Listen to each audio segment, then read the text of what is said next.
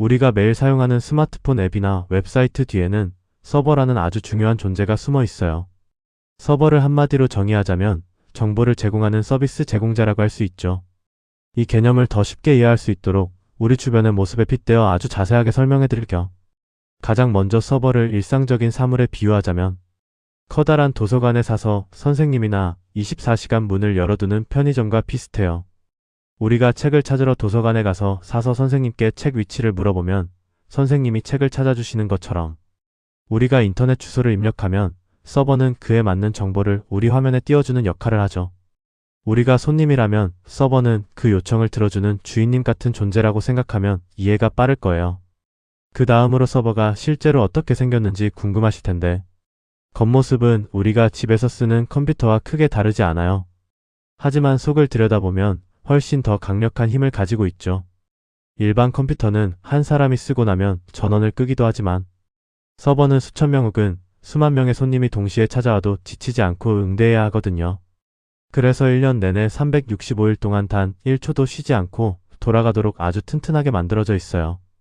특히 열이 많이 나기 때문에 이 열을 식히는 냉방, 시설이 잘 갖춰진 거대한 방에 수천 대씩 모여 있기도 하는데 이런 곳을 우리는 데이터 센터라고 불러요. 특히 서버의 종류는 하는 일에 따라 아주 다양하게 나뉘어요. 먼저 우리가 가장 자주 접하는 웹 서버가 있어요.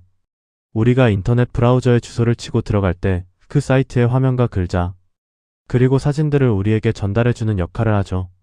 그 다음은 정보를 안전하게 보관하는 데이터베이스 서버라는 게 있어요.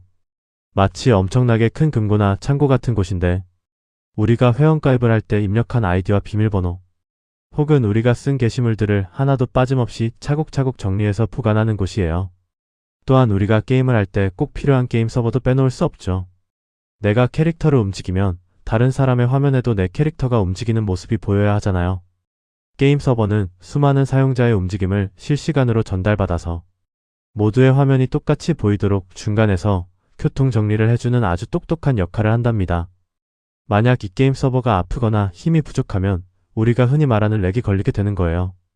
그리고 서버는 단순히 정보를 주는 것뿐만 아니라 우리 대신 어려운 일을 계산해 주기도 해요. 예를 들어 우리가 복잡한 길 찾기를 하거나 인공지능에게 질문을 던지면 우리 스마트폰이 직접 계산하는 게 아니라 저 멀리 있는 강력한 성능의 서버가 순식간에 답을 계산해서 우리에게 보내주는 식이죠. 그래서 서버는 인터넷 세상에 보이지 않는 두뇌라고도 불린답니다. 최근에는 클라우드 서버라는 말도 많이 들어보셨을 거예요. 예전에는 회사들이 직접 커다란 컴퓨터 기계를 사서 관리해야 했지만 이제는 마치 우리가 정수기를 렌탈해서 쓰는 것처럼 커다란 클라우드 회사로부터 서버의 일부분을 빌려서 쓰는 방식이 유행하고 있어요.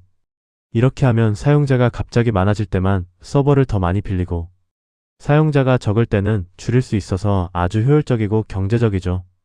마지막으로 서버가 우리 삶에 왜 이렇게 중요한지 정리해보자면 결국 연결 때문이에요. 서버가 없다면 우리는 서로 정보를 주고받을 수도 없고 멀리 떨어진 친구와 게임을 즐기거나 영상을 공유할 수도 없게 되거든요. 우리가 보는 모든 인터넷의 풍경 뒤에는 묵묵히 밤을 지새우며 일하는 수많은 서버들이 있다는 사실을 기억하면 좋겠어요. 서버는 한마디로 우리 세상을 하나로 묶어주는 거대한 지식 저장소이자 심장 같은 존재예요. 기술이 발전할수록 이 서버의 역할은 더욱 커질 것이고 앞으로는 우리 집안에 있는 냉장고나 세탁기 같은 가전제품들도 각자의 작은 서버와 연결되어 우리 삶을 더 편리하게 만들어줄 거랍니다. 이 보이지 않는 일꾼 덕분에 우리는 언제 어디서나 손가락 하나로 세상의 모든 정보를 만날 수 있는 것이죠.